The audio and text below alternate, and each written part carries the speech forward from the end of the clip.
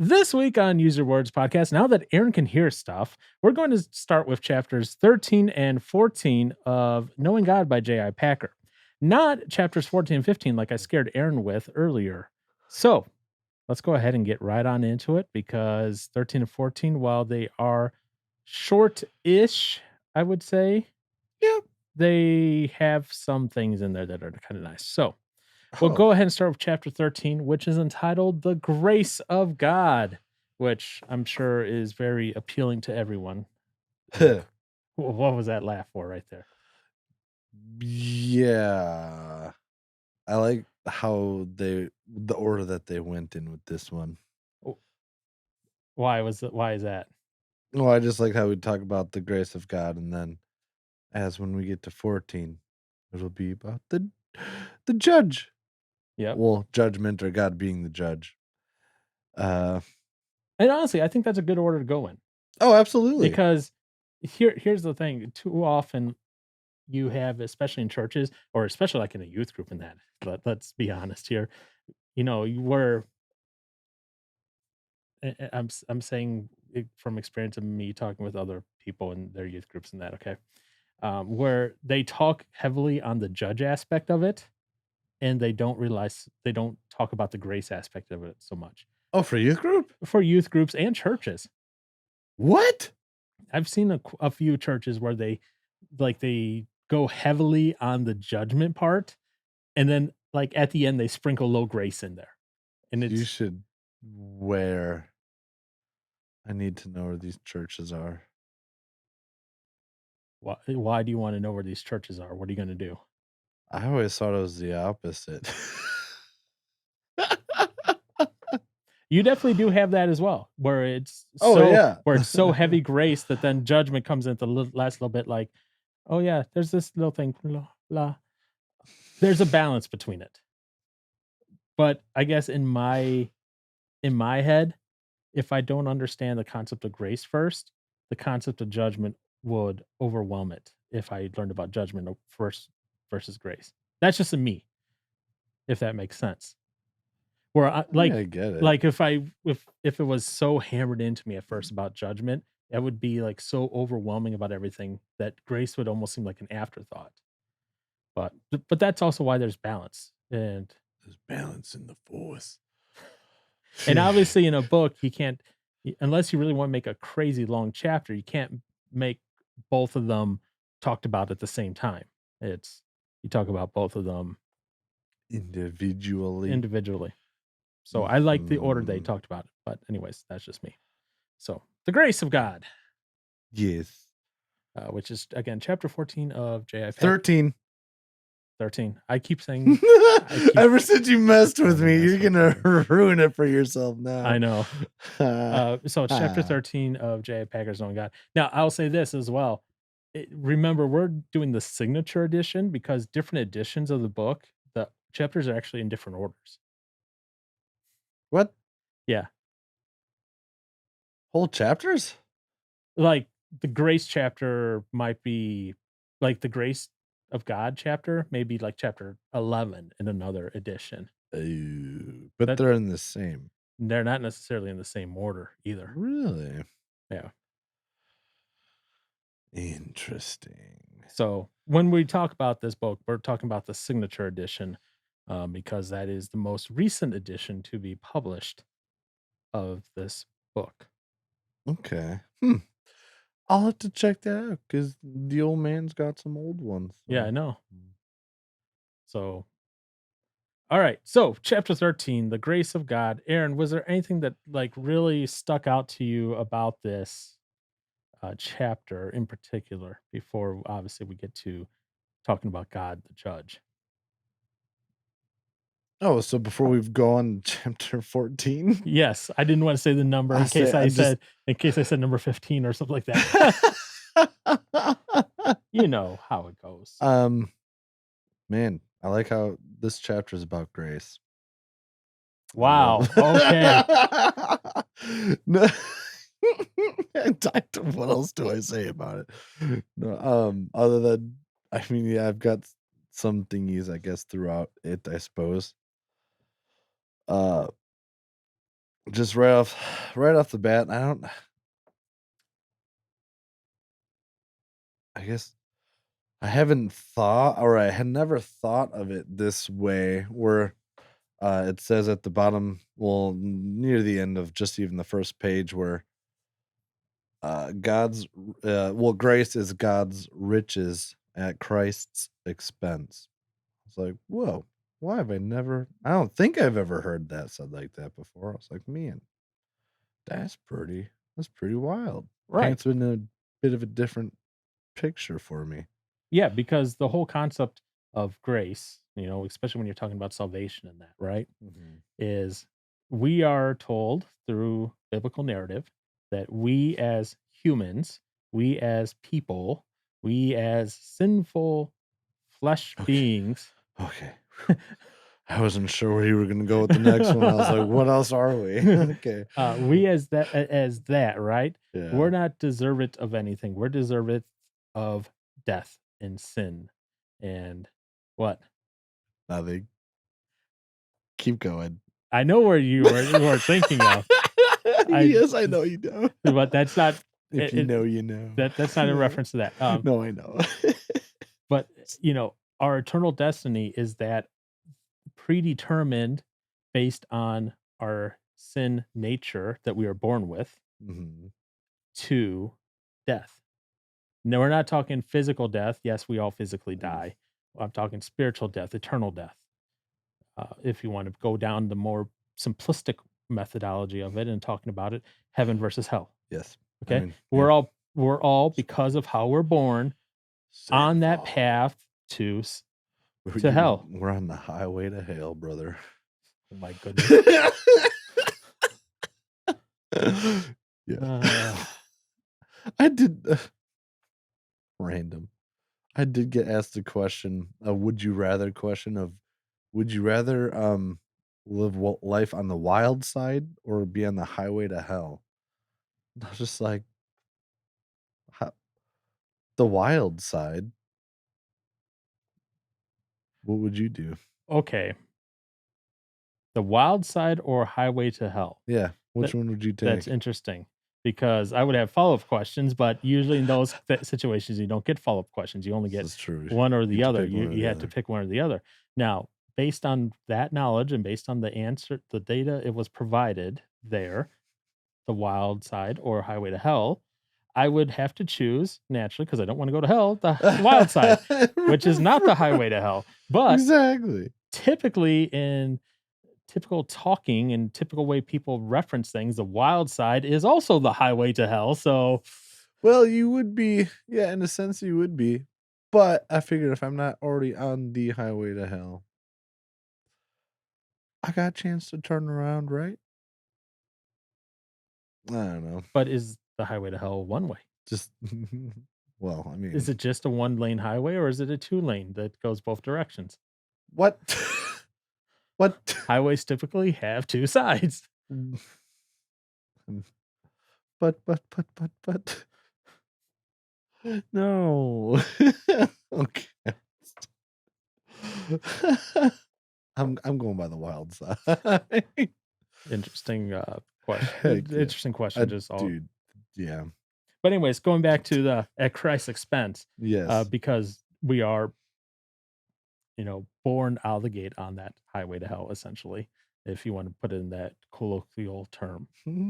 Uh, it is all at Christ's expense because the only way that we even have the opportunity to not be on that path, to get off that train, so to speak, to change our destiny is because of what Christ went through. And it is all at his expense that we even are offered this gift of grace. So yeah, that's a good summary of Well, that. that's because after he came, but because yeah, there's still sacrifices in the Old Testament where you wouldn't be sent to hell, Right. Where you but had he to was just the one all be all. exactly. Yeah, Because back in the Old Testament days, you had to be real careful because you did anything wrong, guess what? New sacrifice. of your finest. that could get real expensive, real rich, real Real, fast. real expensive, rich. Yes, real quick. Yeah, real quick. What my brain was trying to say, but my mouth went too fast. Was it gets real expensive real Real quick. fast? You would need to be really rich. Yes. Um, I like one of the first sentences of this chapter, though. Oh. It is a truism of Mm. Christian scholarship that grace, far from being an impersonal force, think of when I heard that, I was thinking, oh, Star Wars. Okay. Far from being an impersonal force, a sort of celestial electricity received like a battery charged by plugging into the sacraments is a personal activity, God operating in love toward people. Now, when they say sacraments here, they're not talking about the sacraments of, let's say, like the Catholic Church and that, you know, because if you're in the Catholic Church tradition, you have to do various sacraments as part of your salvation, sort of stuff. Like one of the Uh-huh. sacraments is getting baptized, one of them is your first communion, one of them is getting married. You know, they have various sacraments that are Do you have to get married? that's one of the sacraments of the Catholic Church. Yeah. Whoa. Yeah, I know nothing about Catholic. Again, remember a lot of my family It is Catholic Catholic. origin, so it's like, yeah, yeah, yeah, yeah. Huh. Interesting. But yeah, so we're talking right away, at the very forefront, we're talking about grace. We're talking about grace. We're talking about grace. We're not talking about anything else. We're talking about grace. Going back to that one quote, it's just practice. It's practice. We're talking about practice. I was surprised. I don't know. Just after the line of the God's riches at God's riches at Christ's expense. And it says, and yet, despite these facts, there do not seem to be many in our churches who actually believe in grace. I was like, what? Really? Um, and then, goes on in the next paragraph to talk about, to be sure, there have always been some who have found the thought of grace so overwhelmingly wonderful that they could never get over it. But I was like, I don't know. That was just interesting to me. I guess I didn't know that or realize that was a thing in the church. I guess with it being talked about so often, it seems like I just figured you just believed in it. Yeah, and that's what he's kind of getting at is a lot of people will give lip service to this Yeah, concept he of does say that grace. later. Yeah. Yeah, and he talks about like, hey, talk to him about like the heating bill of the church or this, and Yeah. they can talk forever about it, right? About the Yeah. intricacies of how the money from the donations were distributed, blah blah blah.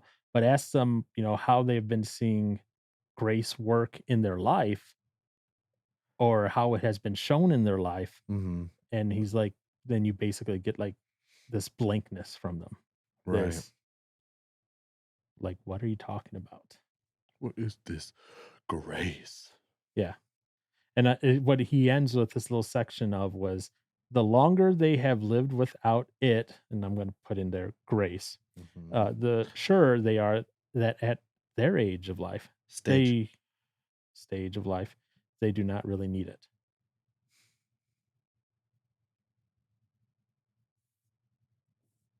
So That's so bizarre to me.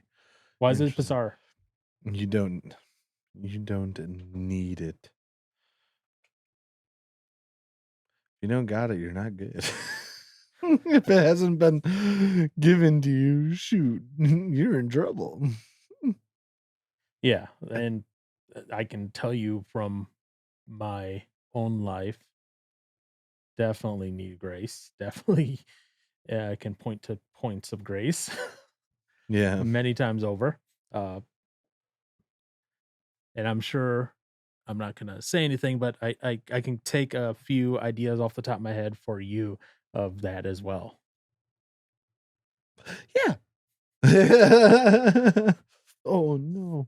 No, absolutely. What was oh I no. thought I just lost my page, but no, okay, I didn't. I still have another hand holding the book, so it's okay. Okay. Gosh, my brain isn't really in the highest running state, you know? So this is different than normal how? Just seem not that it's necessarily different, it just seems even more slower than normal. So this is different than normal how? It's decreasing. We're only going one direction. We need to get you on Lindell's mental supplements so you can be as sharp as Lindell. But you know what? I mean, if it makes me an owner of a company that's successful, is it still successful? I mean, it's got to be somewhat. I don't know. He's still doing stuff. He's creating new stuff, you know? I don't know. Maybe he's just going out of business. He's on a desperate find. I don't know. Regardless, this is not the Mike Lindell fan club channel. Heck yeah, it is. No, it is not. All right. Well, this was our last episode of User Words. We are done now. Oh. All right. Continuing on in the book. That little tangent. My brain is dead. Your brain is dead? Uh-oh, Yeah. we're going to have some fun then today. Yes. So I guess today is the day that we play Edible or Not. It'd be perfect, actually. Watch I wouldn't act any different no matter what it is. Oh, no. I don't mean like edible, like drug edible. It's the difference between our generations. Even though we're not that far off.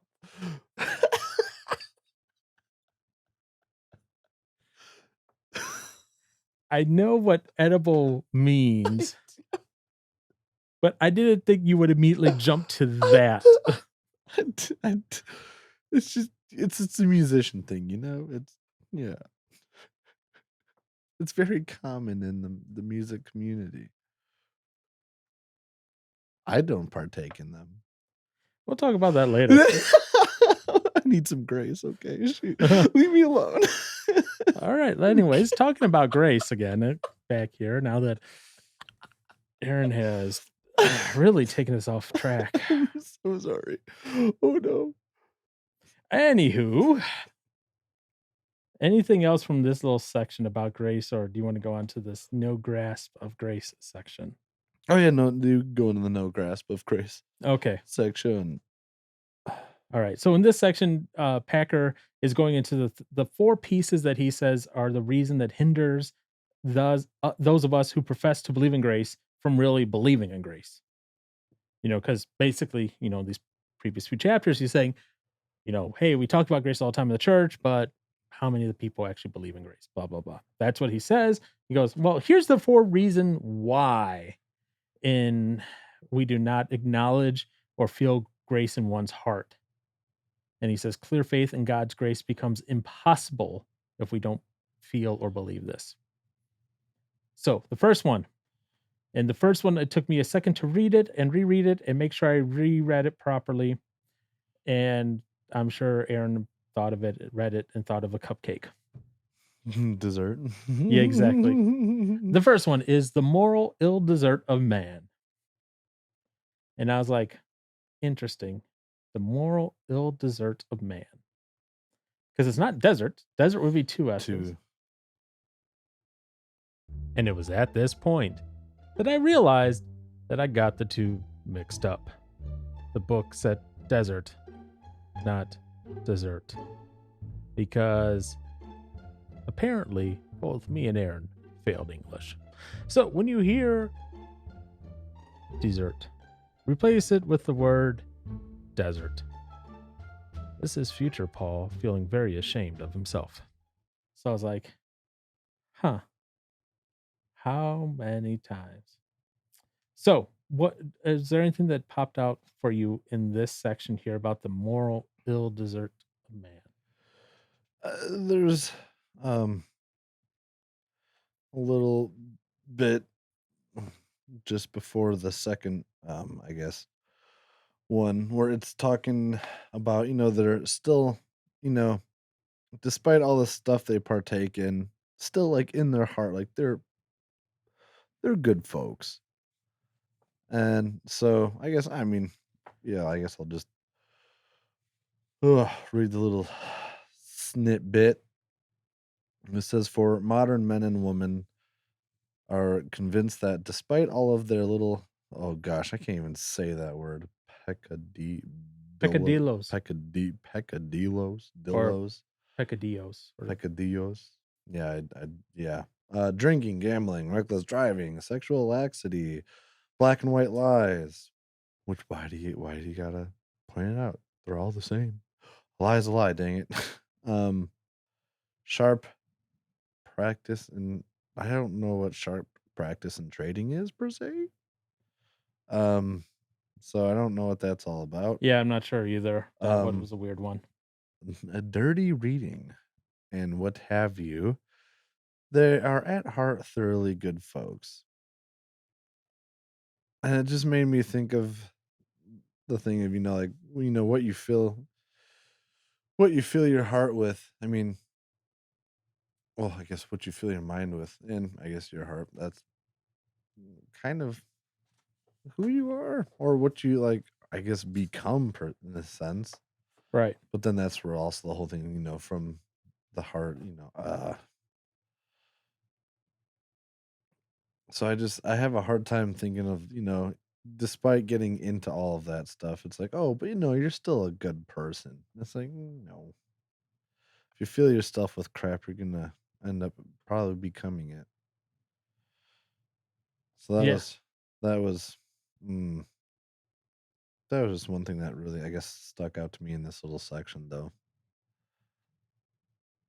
Yeah, and really that's summarized with the first sentence of that paragraph, which is they tend to dismiss a bad conscience in themselves Mm, as in others as an unhealthy psychological freak, a sign of disease and mental aberration rather than an index of moral reality. That's a complex way of I saying hate that.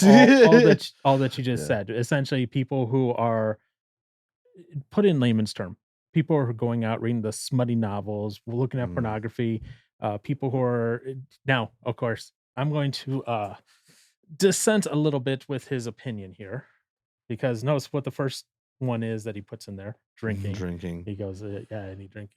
Well, that's you have to be specific. Yeah, but there are a lot of how do I put it? Churches Yeah. in that they say any alcohol is bad. Yeah. Um, and that comes down to a whole other argument. I was actually just listening to something this morning by Mike Winger about it, Mm, and he actually is like, "Hey, you know what?" 'Cause so what he does is every week he does like an online stream.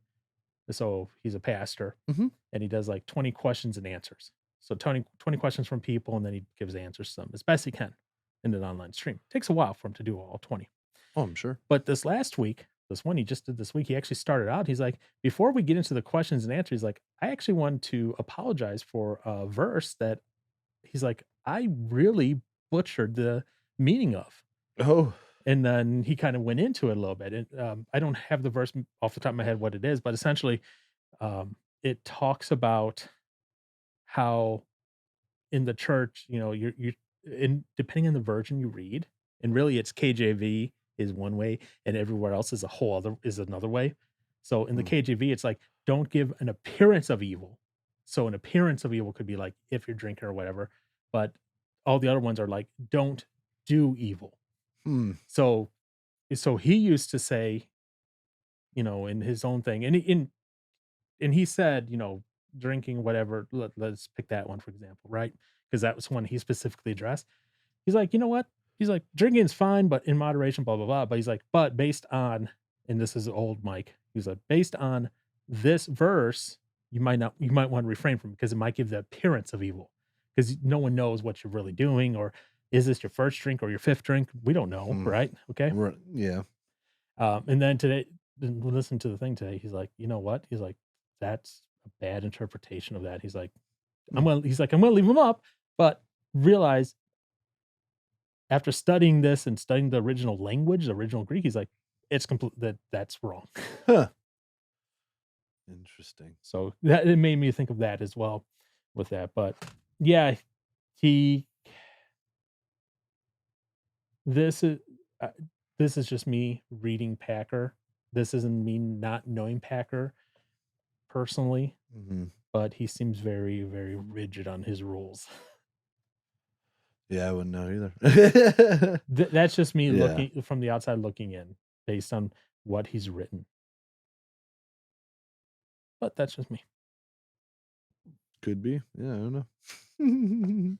So there's that, the moral ill desert of man. Mm, Was there anything else in there that no? Was there anything not for else in the me, next no. 3 points that stuck out to you then? There's 3 more I points. mean, yeah. I mean, I guess that first little paragraph, I was just like, mm, The first little paragraph, what? of the second point, the retributive, retributive justice of God. Oh, it's so cute. Mm. It's like a little kindergartner trying to read. It's tough today. It was a long night last night. Um, gosh, I You should mean, have been on the ground floor then, not on the balcony. get out of here.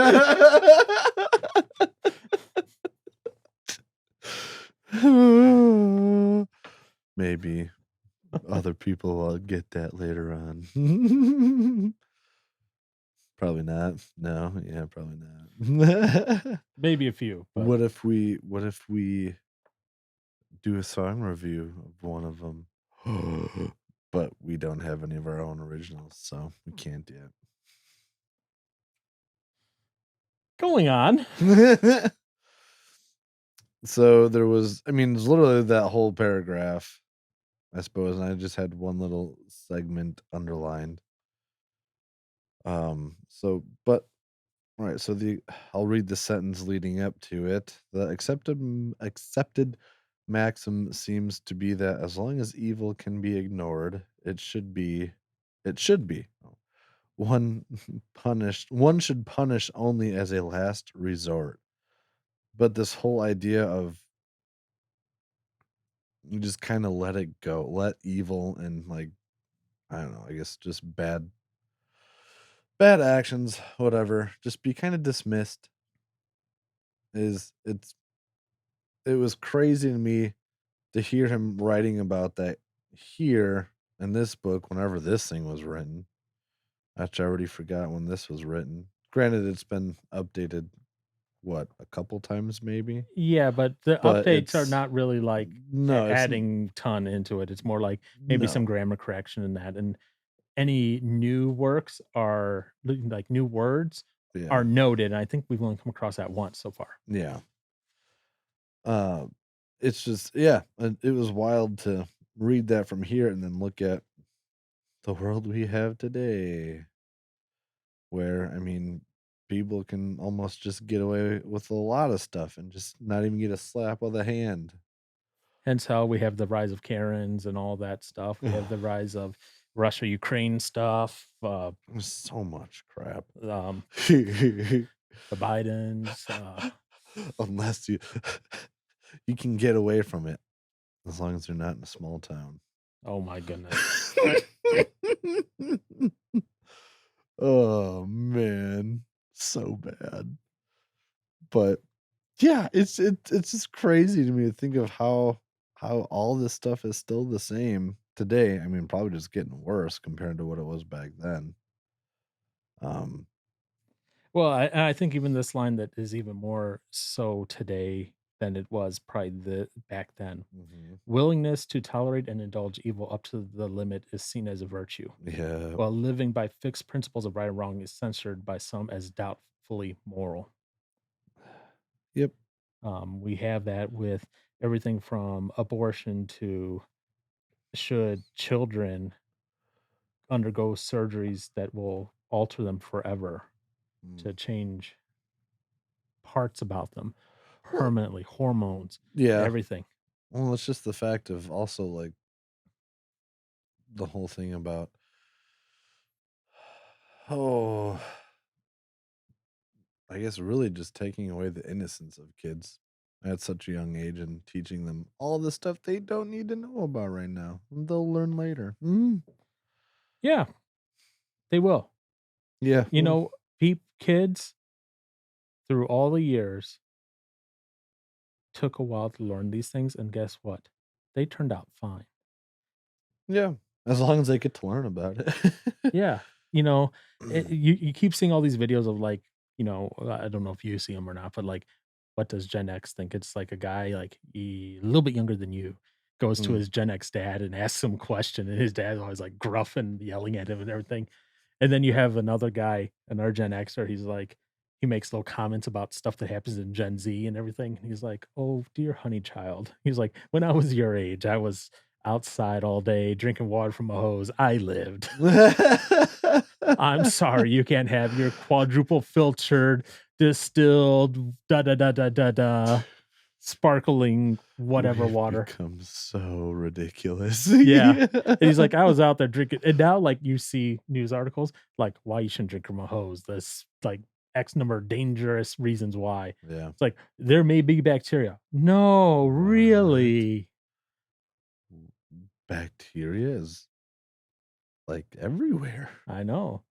I was like, do you understand why, like, older generations, why their immune systems are So strong. probably so strong, and why they didn't have now, okay, things are gonna happen Of allergy-wise and that, course. but it's like, do you understand why there has been this crazy uptick in allergies? Because you know what allergies are, right? It's just stuff that doesn't agree with your body can't fight off, isn't it, It's not basically? that your body can't fight it off, your It's body just sees it as something that needs to be eradicated, essentially. okay. So, like, Okay. like you breathe in pollen, right? But Mhm. your body's like, "Oh, it's pollen. It's harmless. There's nothing's wrong with it."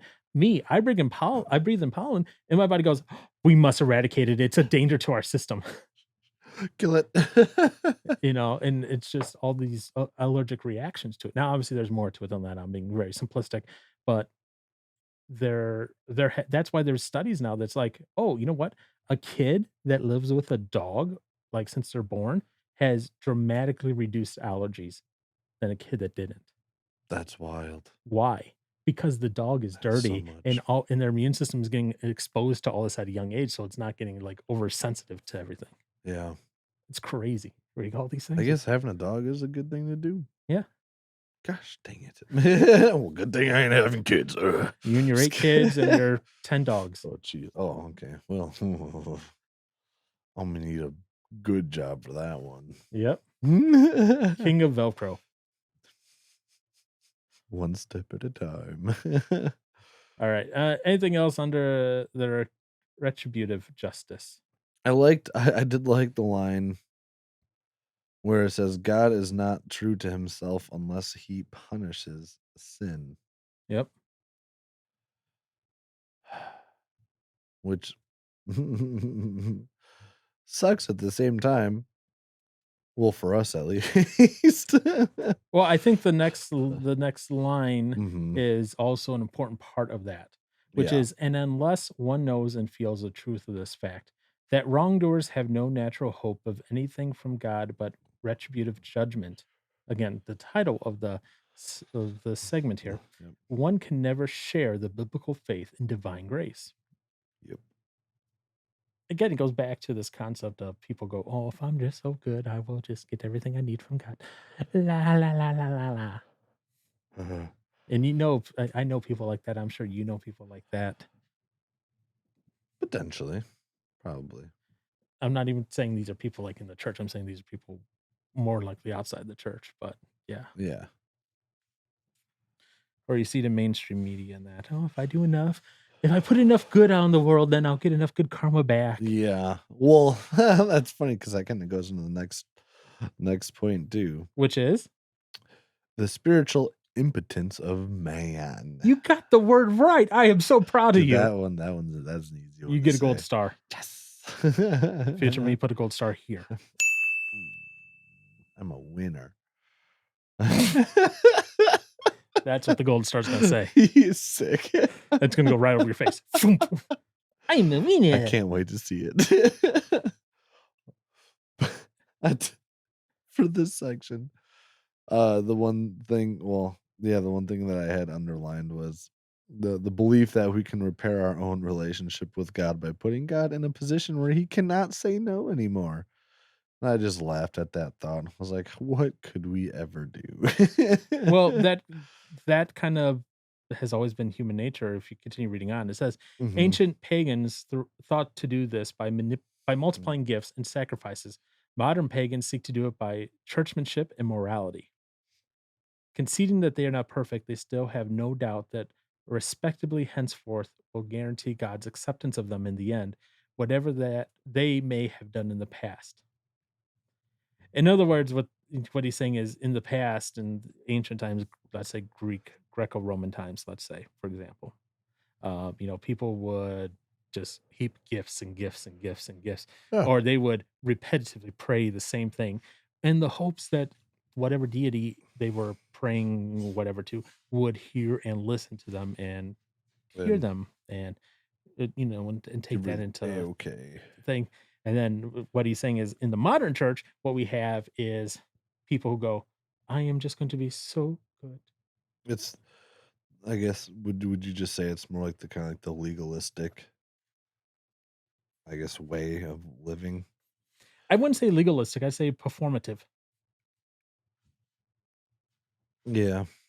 The So it's reason just the well the based re- on good works, well no, the reason I say performative and not legalistic, yeah. a legalistic, that person at least for the most time, if they're legalistic, they're at least going to follow their own rules as well. Whatever those rules are that they're being legalistic about, or that's drinking, smoking, whatever. Okay.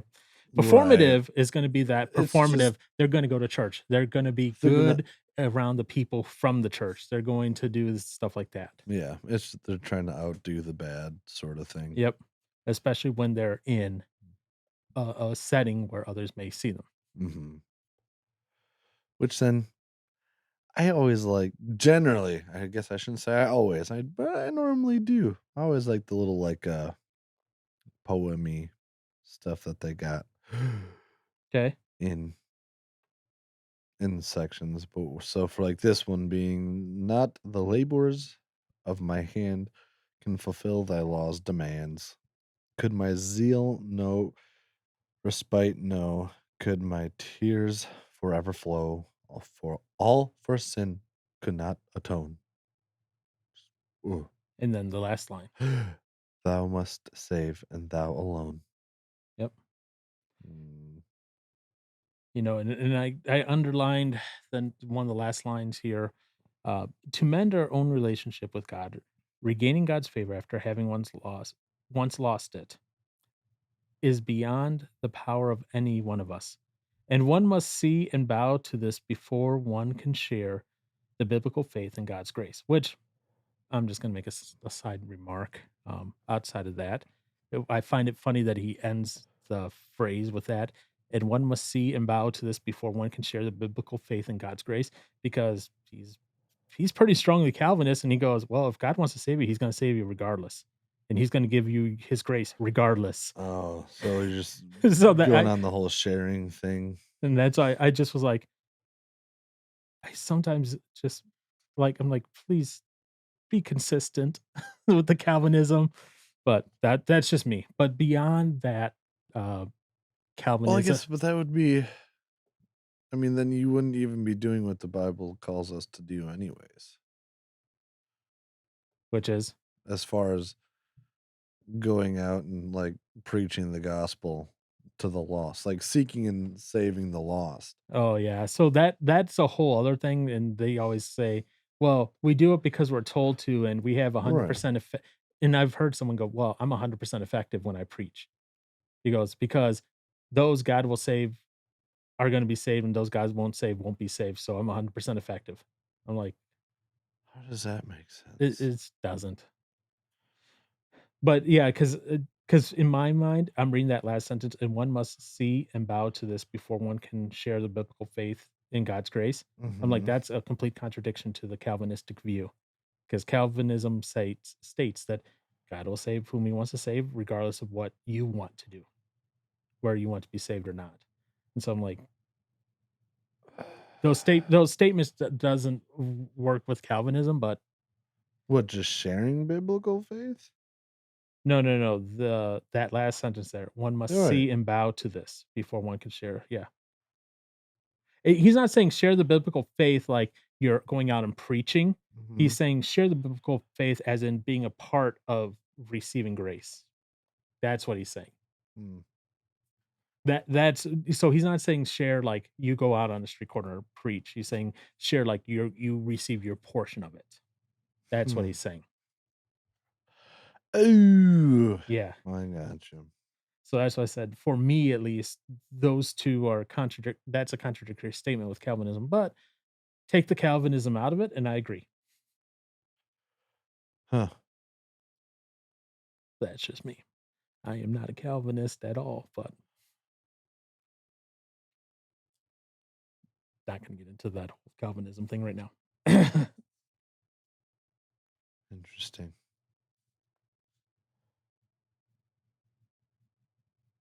Yeah, definitely not worth getting hung up on. Exactly. Exactly. There's other things that are more important. Mm-hmm. And then the final point that he says on why people are like this and that, the sovereign freedom of God, which I was like, "Wait, what?" At first, I was like, just reading that little point title, I was like, Mm-hmm. I don't get what he's going on. But what he really is getting at with that is that in ancient times, people, worshippers of whatever deity, believed that because they gave gifts to that deity, that that deity was then bound by that gift to do something for them. And he's saying God isn't bound to do anything; He can do whatever He wants. Mm-hmm. So that's what he's getting at with that point of the sovereign freedom of God. And I was like, "Oh, okay, now I get it." But when I first read it, I was like, "What? What? Oh, okay." Was there anything in here that stuck out to you or I just I had a little laugh when I was reading uh, a sentence within this paragraph, but where it mentions that God is somehow obliged to love and help us. I was just like, tell me why. yeah, yeah, because that's right in the middle of another of a full sentence. It's so for the whole thing is modern paganism has at the back of its mind a similar feeling that God is somehow obliged to love and help us, little though we deserve it. Yep. And that's going back to talking about how ancient paganism thought of these things and everything. But essentially, that's what's coming down to is the fact that, you know what, God, it doesn't just because we do something doesn't mean that God has to do anything. He can do what he wants, however Uh-huh. he wants. And then s- the fun line to read was in the start of the next paragraph where it says, "We can only claim from him justice, and justice for us means certain condemnation." Yep. Again, talking about how we are born in the state in which we are born in and the nature of which we are born in. Yep. Yeah. Makes grace seem all that much more better in light of all that. Yeah, it kind of helps when you know about what you're supposed to get in the first place. Yep. Which leads right into the next segment of this chapter, not earned Or or deserved. deserved. Talking about how grace is not earned or deserved in any which way. And it's talking about quite a few things in here, but was there anything in this yeah, it's really the final segment, I guess you could say, of the chapter. Anything in here that stuck out at you? Oh, I mean, the picture of um at the bottom sentence of the first paragraph of this section of it saying, "For it tells us how our judge has become our savior." Mhm. Oh, how that's a I mean, that's comforting for sure, but it's pretty, I guess, kind of crazy. Again, and that's going back to that whole concept that he talked about earlier in the chapter, how all of this was given to us through Christ. And Christ paid literally the cost for it all. So then I'm trying to, because I know there's talk of how Jesus has been given the authority to judge us, but then he is also the one that, again, has made the way for us to be saved. So he will be our judge. Okay. But I don't know. I don't remember how. Is that in the next chapter? I thought it talked about that somewhere in here. Oh, maybe it was just next chapter.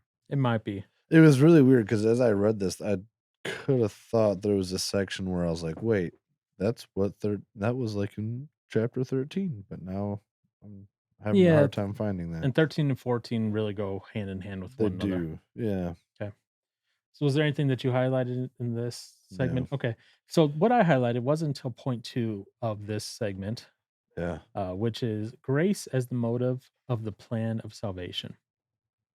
And he wrote, "Pardon is the heart of the gospel, but it is not the whole doctrine of grace.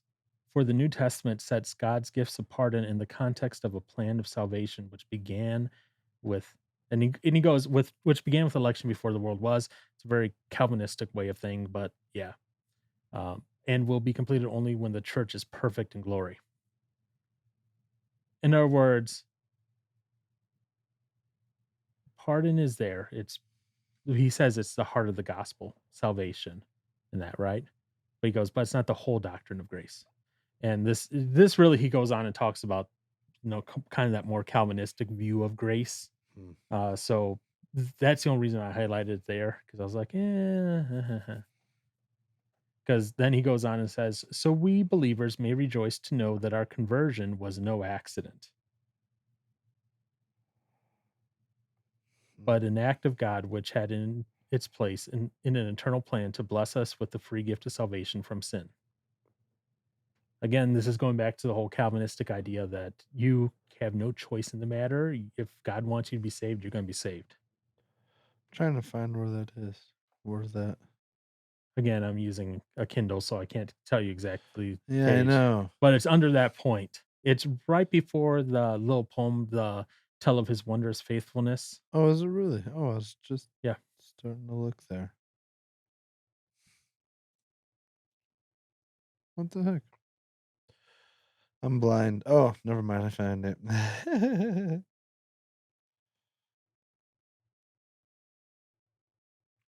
I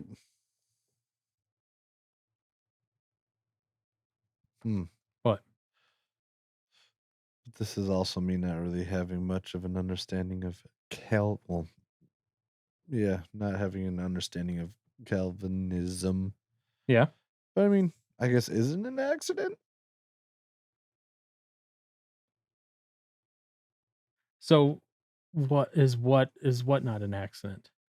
Well, I'm just like, if anyone is ever saved, is it an accident that someone had been saved? No, it's not an accident per se. Right. What he's getting at here is that, Aaron, you're saved. That's because it was preordained. You had no choice. Oh, That's the part I have a little beef with, let's say, with Calvinism. man, I'm glad I don't read with that mindset. Because I don't see. I guess I didn't get Yeah, that when I've been it's going not through it. it's not saying like, "Oops, you tripped and you became saved." It's not saying that, Oh no, no, yeah, I know that. but he's like saying essentially, "Hey, rejoice to know that your conversion, that you're one of the elect, you're one of the special, you're one of the." Well, and that's, yeah.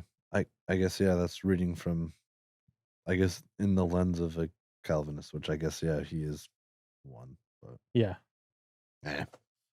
I know, and the reading, it's a blessing and a curse, no being able to tie these things together, because then you start reading things and you're like, but reading it through that lens, okay. Mm. But that's just me. That's just me. Other than that, I got nothing else on chapter 13. What do you got? I just wrote "oof" at the end of it. Okay, what part of the end? It was just the last line or whatever of the chapter. Do you claim to know the love and grace of God in your own life? Prove your claim then by going and praying likewise. I'm like, oh, Why did that make you go, ooh, oh. Oh, it just depends on the season of life, I guess. Sometimes I'm not good at it. Gotcha. So it's just kind of like, prove it. Like, okay, I'm sorry. All right. But yeah. Next chapter. Sure. All right. So now chapter 14, or as I kept telling Aaron, chapter 15. uh it's called God the Judge.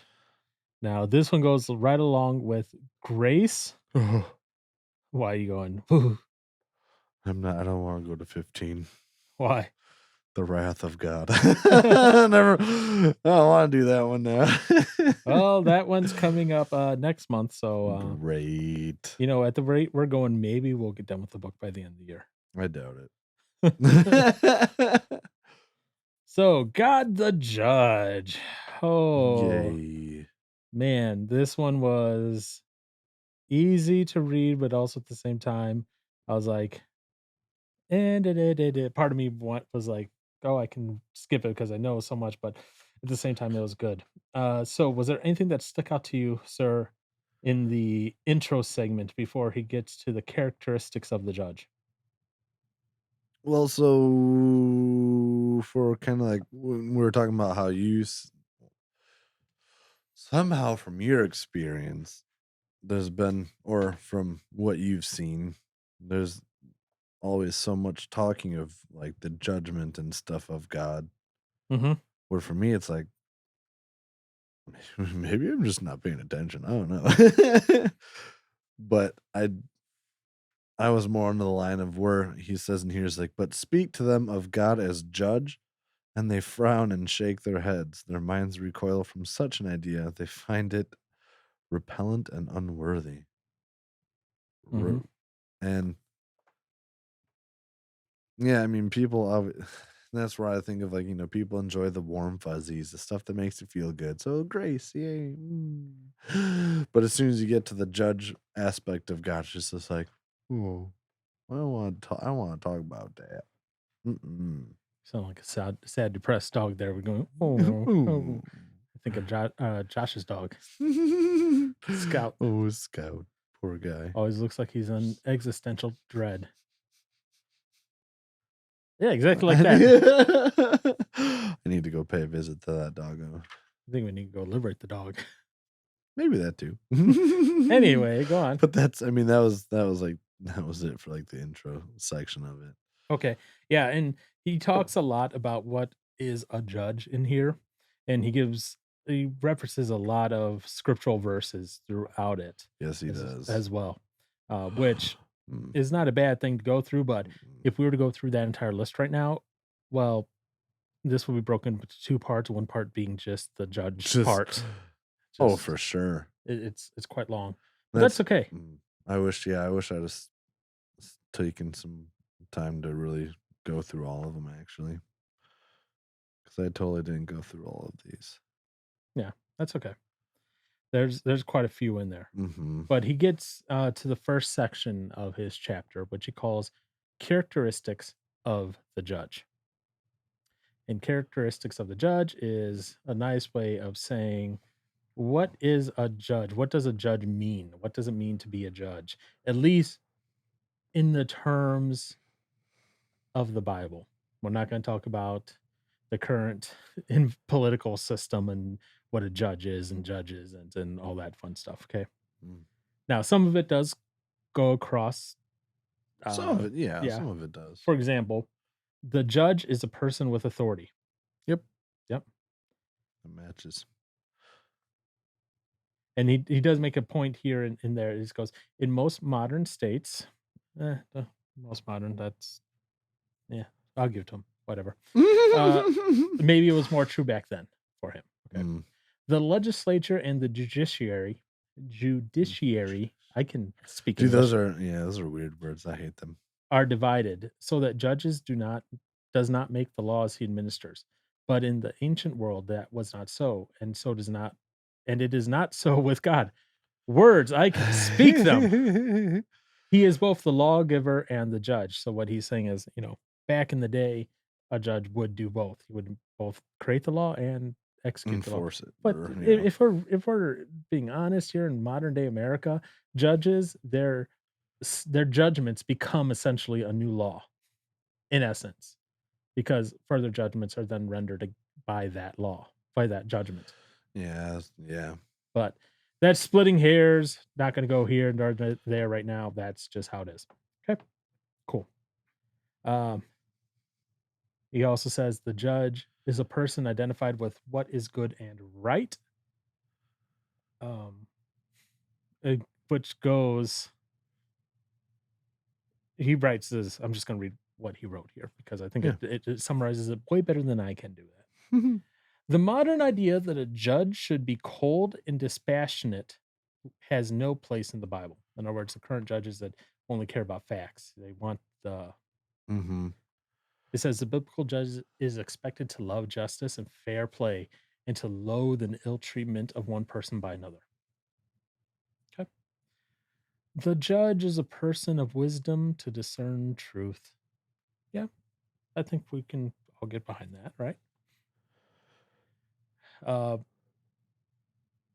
In this sentence right here, when the Bible pictures God judging, it emphasizes his omniscience and wisdom as the searcher of hearts and the finder of facts. Now, that's something a modern judge cannot do at all.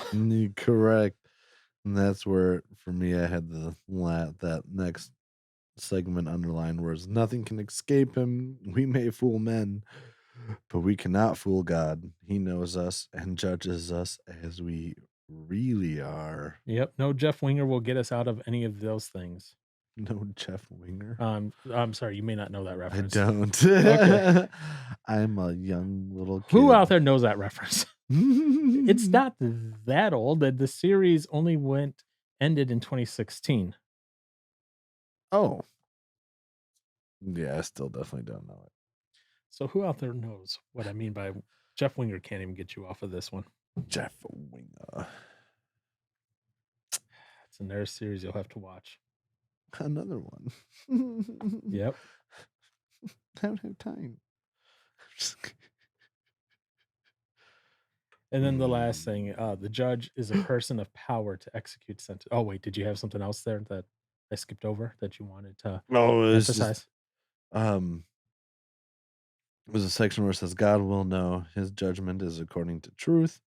This is what, I guess, I don't know, it says factual truth as well as moral truth. I was just like, wait, what's the difference?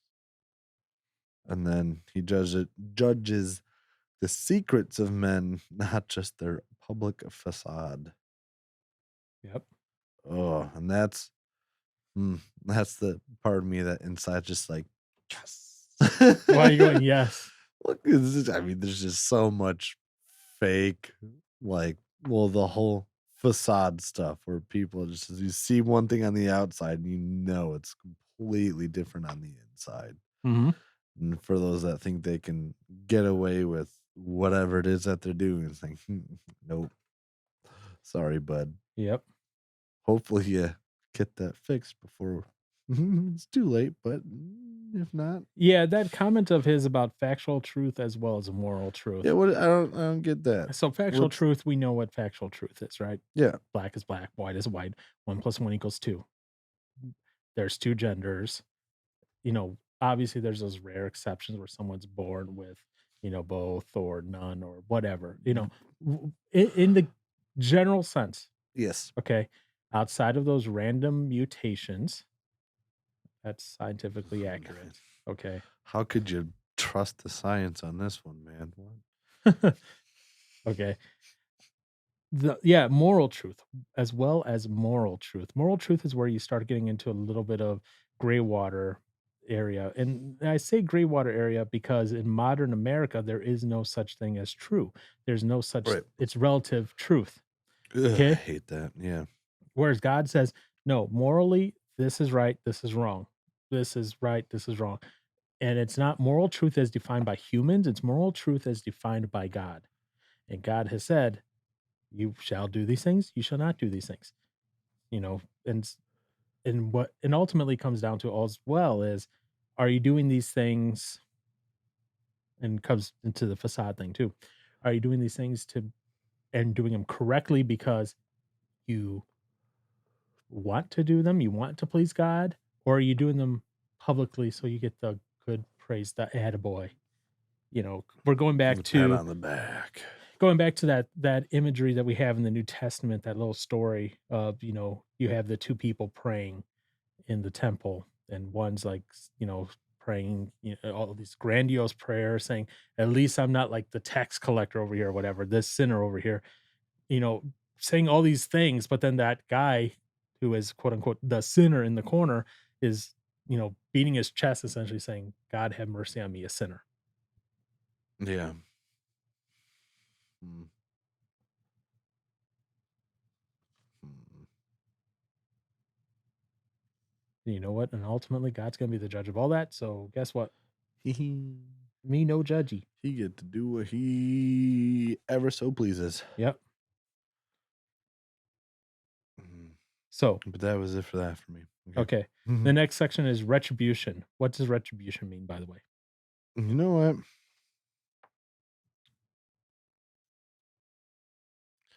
I don't even really know the actual definition.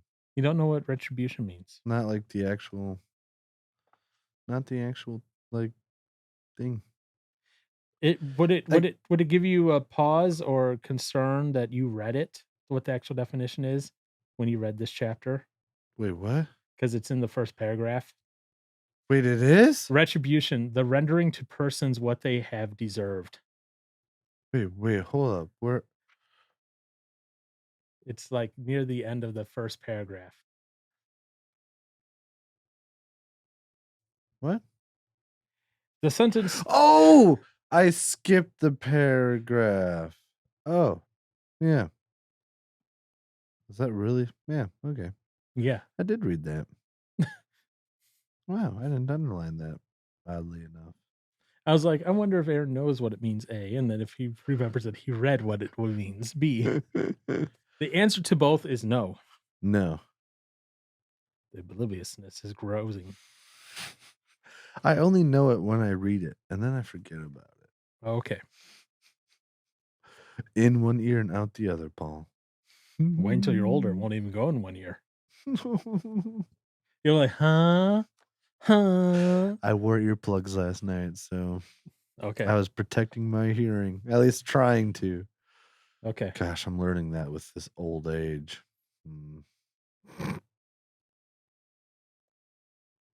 This old age. You're not even 30 yet. I know. That's the thing with the newer generations. We're aging quicker. No, you're not. Retribution. I'm gonna get my retribution here. Do it. Was there anything in retribution that stuck out to you? Yeah, there was a couple little things that I had Okay. underlined. There will be trouble and distress for every human being who does evil, but glory, honor, and peace for everyone who does good, for God does not show favoritism. Cool. The thing that is that the so for we must all appear before the judgment seat of Christ, that each one may receive what is due him for the things done while in the body, whether good or bad. And then I forget how long this section is. If it's not done here, it's done then hereafter. We're talking about, like, we'll see people that people that are sinful, and doing things that are terrible, but they have the great life. They have a nice, relaxing, easy life. They have things that they want. Where you'll see people that are, following Christ, doing good, being good, and suffering, kind of thing. It's like they may not pay while on Earth, but they'll pay later on for it, as if they don't get right with God before that ending day. And then, oh, Yeah, but in the same vein, yeah, those who aren't saved may suffer a lot on earth and they then can. suffer a lot Correct. after. Yes. Yep. Yes. I just want to make sure that Oh, that's the thing I always, uh, I mean, it always seemed like it'd be a given. Like people that are doing dumb stuff here and doing wrong now, yeah, you're gonna get caught for it, but not everybody does. yeah. Some people get away with a lot. I remember in college there was this whole concept going around and still around to this day now Hmm. where this was kind of the start of the there is no hell movement, Oh. you know. And they go, well, hell is just here on earth for these people. So they're living in hell now, so therefore they can't live in hell afterwards because God wouldn't allow them to go to double hell. To the double. Oh, that's so funny. I'm like, Okay. no, theologically, no, that's not the case. You know, hell, it's not saying that their time on earth is hell because, like, no. That's interesting. Yeah, I wonder how. Well, I'll hear like the comment that this is just like a what, like a purgatory or something like that. Hmm. I'm just like, all right, Good old Catholic doctrine whatever. of is purgatory. that is that from where that comes from? That's part of Ish. it. Yeah, where, Okay. you know, Aaron, if you're a Catholic, you know, you were saved, but you did some bad things and you didn't do enough Hail Marys and all that. So you would go to purgatory until you paid your penance in purgatory, or your family paid enough money to the church to get you out of So you purgatory. could. Yeah, And that's where they get their monies. the indulgences. Yeah, we won't get into that. I don't know. I don't know. Let me ask this real quick, since No, we're on the topic anyway. Did they teach you that in history class at all about like the Catholic Church and indulgences and all that?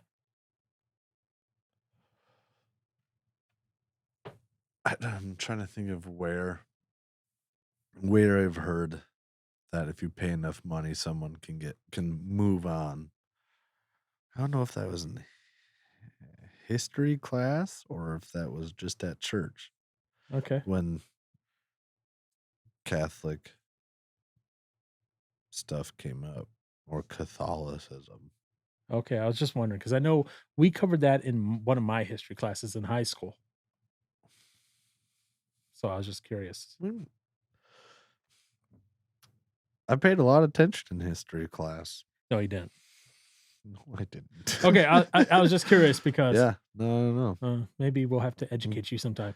I would wonder, man, maybe I should ask my nephew and be like, hey, what do you learn in history class? Or have you even heard anything about this, especially today? We should educate you at some point. I'd like me a good education. I could Okay. use one.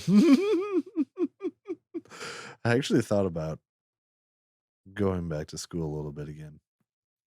Yeah, it Okay. was really weird.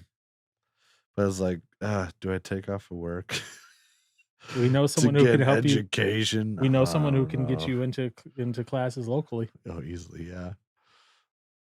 It'd probably be a good thing to get back into before it's too late. Before I get stuck. Or figure out what you wanna do do because maybe it's a career that just requires certifications. Right.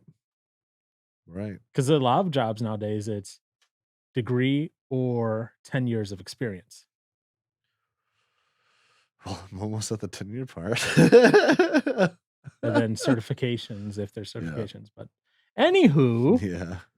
now that we got, that was a wide tangent. Yes, it was. Sorry.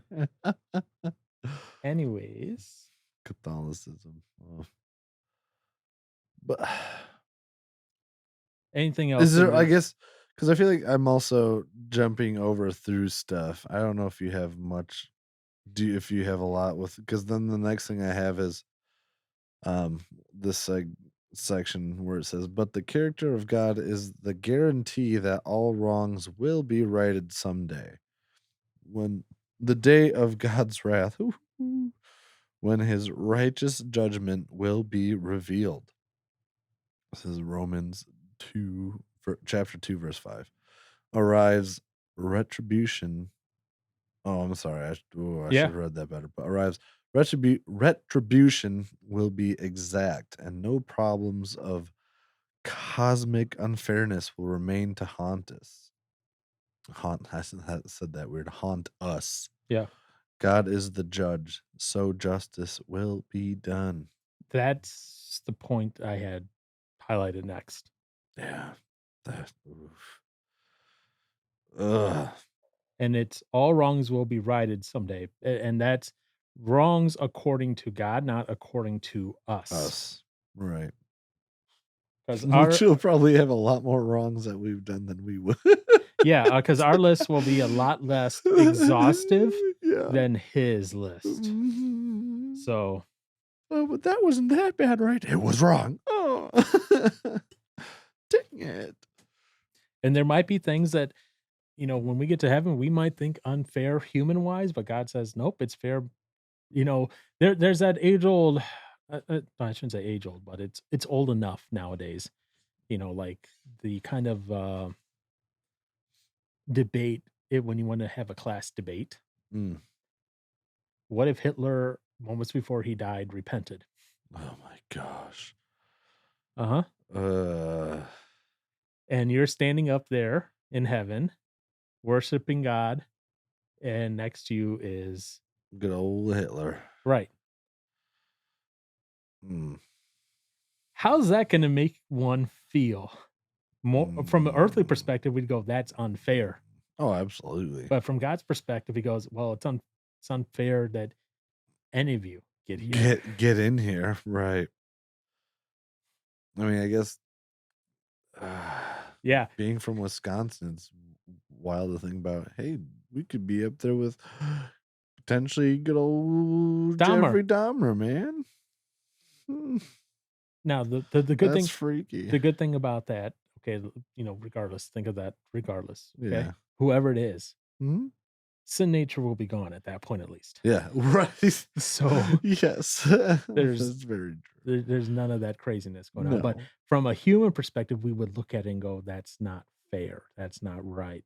And God's saying, "It is right because Christ paid it. My son paid it Hmm. for you all.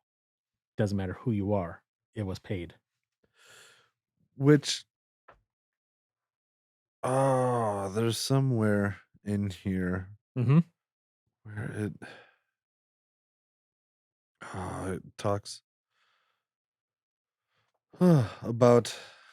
Oh, okay. It is near the end where about what you're building your foundation or what you build on the foundation for like what you do with your life. Right. Um, so I don't know. I don't want to. I guess jump too far with that. Okay. Then, uh, especially if you have anything in the next section. Oh, Jesus the Father's agent? Yeah. Um, I had a question for you. Oh, great. What does the word prefiguration mean? I was what? Wait, prefiguration. Oh wait, where is that one? So, second paragraph. The clearest prefiguration Pre. of Jesus as judge is in Matthew. Yeah, the clearest It's. prefiguration. Well, I'm trying to. Am I thinking of the word foreshadowing? Where it's like saying or giving you an idea of what he is before it actually happens? I don't know. Is that kind of what you're That's what I'm going with okay? for now. It's kind of close. It's kind of close. Because the only could give it. Well, the one thing I can get is the pre part. Fair enough. So, prefigure means be an early indication or version of something. Okay. So that's why I said you're kind of close. It's I'm trying to get in that direction. Yeah. Okay. And archaically, it can also be used as imagined beforehand. Latin, Okay. it means represent beforehand. It comes from the two words "pre," which means before, and "figurare," which means to form, fashion. Figurare. So the clearest prefiguration, in other words, the clearest image of Jesus as a judge before he's actually a judge is in Matthew. Okay. I just want to know what if you knew what that was or not. Yeah, it's about as close as my brain would get with it. Hey, you know what? You did fairly well, sir. Heck yeah. So I really had nothing else In that up section. on that section, to be honest. The next thing I have is under index of the heart. Okay. So blow me away with your knowledge and things that you have highlighted and oh yeah. I'll say what's already been said. which is men will have to give account on the day of judgment for every careless word they have spoken. Oof. For by your words you will be acquitted, and by your words you will be condemned. Oof. yep. I think I've probably said a lot of careless words in my time. And this is maybe the words show what you are inside. I guess maybe that's what I was thinking of more so when previous chapter it's like, you can be involved in all these things, but overall you're a good person. It's like, but from what you feel yourself with inside is in your heart, and that's going to come out one way or another. And then just the next little bit that's basically just saying the same thing. For out of the overflow of the heart, the mouth speaks. That's convicting. Anything else in this section? Is this still the same section? Oh, it is still the same section. Where it talks about if any man builds on this foundation using gold, silver, costly stones, wood, hay, or straw, his work shall be shown for what it is, because the day will bring it to light. It will be revealed with fire, and the fire will test the quality of each man's work. If what he has built survives, he will receive his reward. If it is burned up, he will suffer loss. He himself will be saved, but only as one escaping through the flames. And that's just a direct quote of 1 Corinthians 3:12 through 15.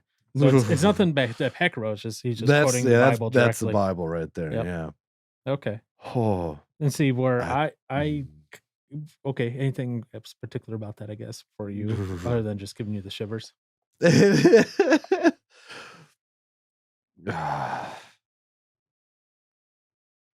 don't remember the last time I've ever read or seen this verse before, or these verses. Oh, 1 Corinthians? Yeah. Because, man, that really,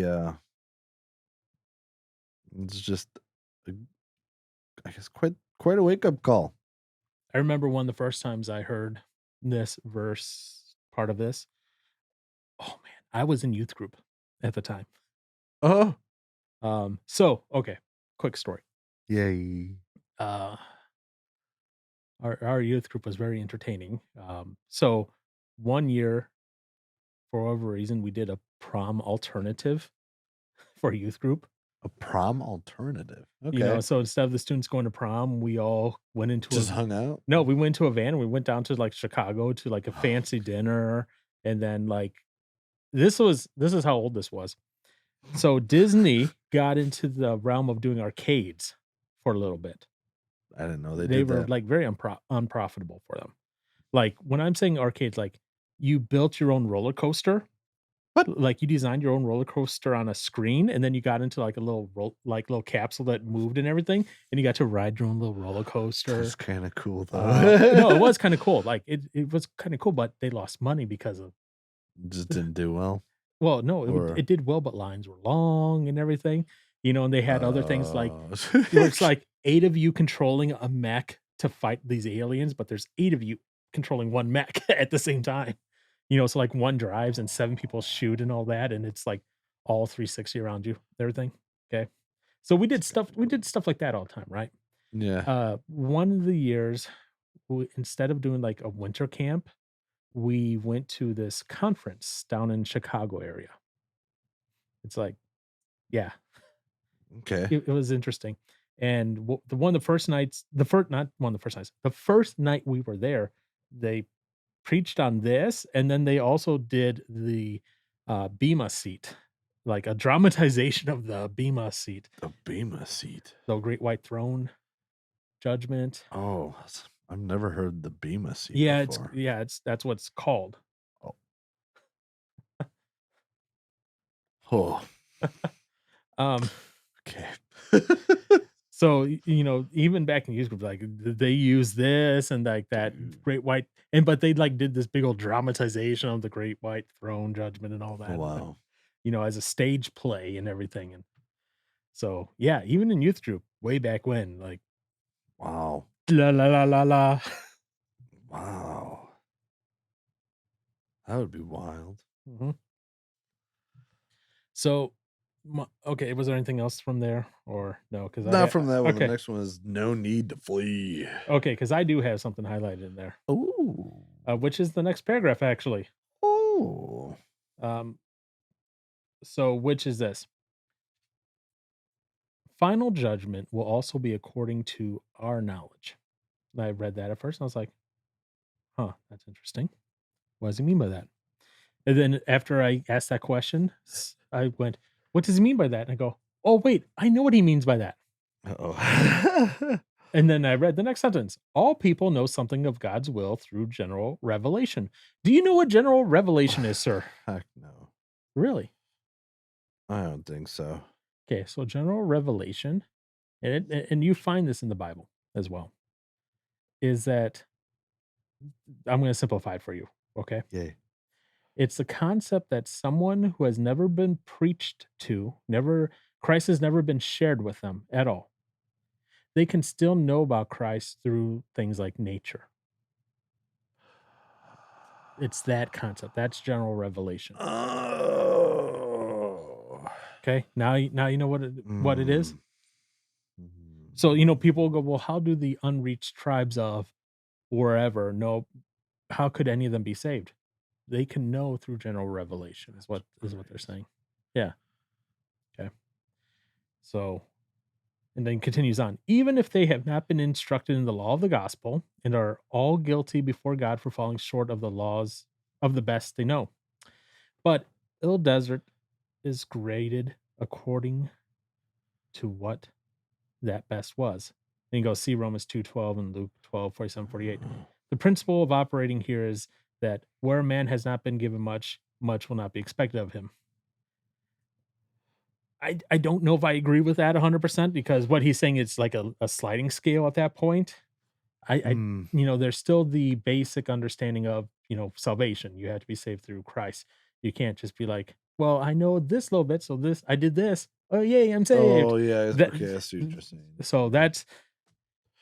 With that. that's the only part that I was like, yeah. But everything else there was pretty good. And then, do you have anything else to end out the chapter? He knows our secrets. And on Judgment Day, the whole of our past life will be played back, as it were, before him and brought under review. That's no bueno. Not looking forward to that rewind, huh? No. Absolutely not. Gosh, guess that's just all the more incentive to be like, as to as I highlighted underline, not highlighted, near the bottom is seek him now. Mm, yeah. All right. Uh, Any final thoughts on chapters 13 and 14? Or as I kept referring to them, 14, 15? Yeah, I'm already not looking forward to 15 now. The Wrath? Yeah. Well, we're going to read about the wrath, right? Yeah. That's next. That's 15. But then chapter 16 is called Goodness and severity. Yep. Goodness and severity, which just Then 17, the jealous God. Whoa. Yep. But then after that we go into part 3. Yep. If God be for us. Cool. So we're getting there slowly. It's getting better again. Well, it's getting more uplifty. Aaron's never gonna pick another book like this again. Heck no. Just kidding. The next book is gonna be the Bernstein Bears, dude. Is it Bernstein or Bears? Bernstein. Or is it Bearstein? I guess I've always said it Bernstein because they're bears. But it could be the Bernstein Bears. It probably is the Bernstein Bears. Because there's that controversy. Yeah. Okay. Anyways, anything else on these 2 chapters or no?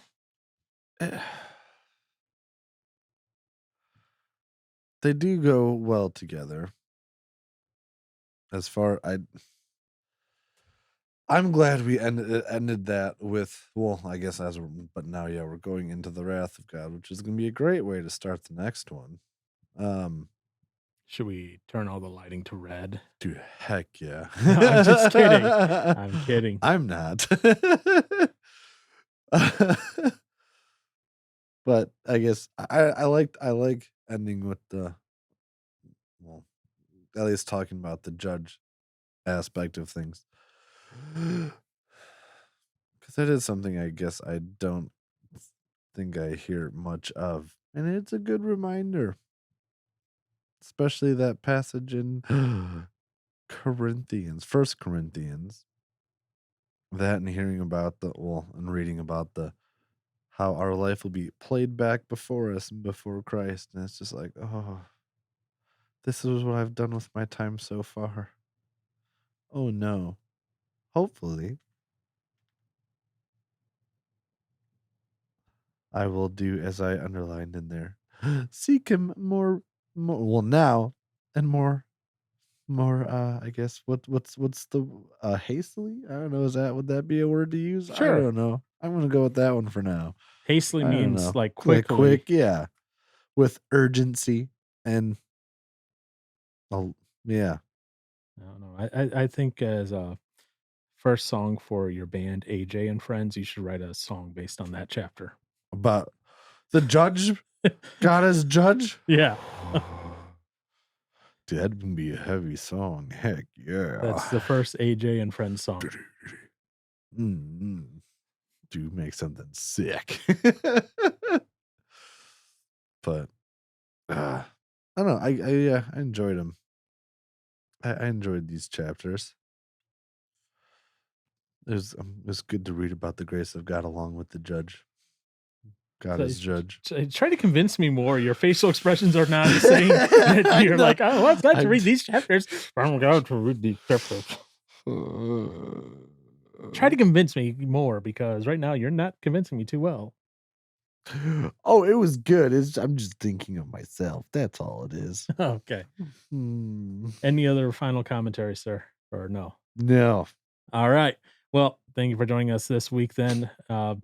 Next week, we're going to be talking about the wrath. Oh, wait, next week. I'm sorry. That's next month is about wrath. I'm an idiot. Next week, we'll be talking about one of 2 songs that we're going to be talking about this month. We'll see which one. Music. Fun times. And Aaron's looking a little confused now. For sounds like, wait, what do you mean 2 songs? Now I'm remembering. You'll join us next week, and thanks for joining us again this week. Bye.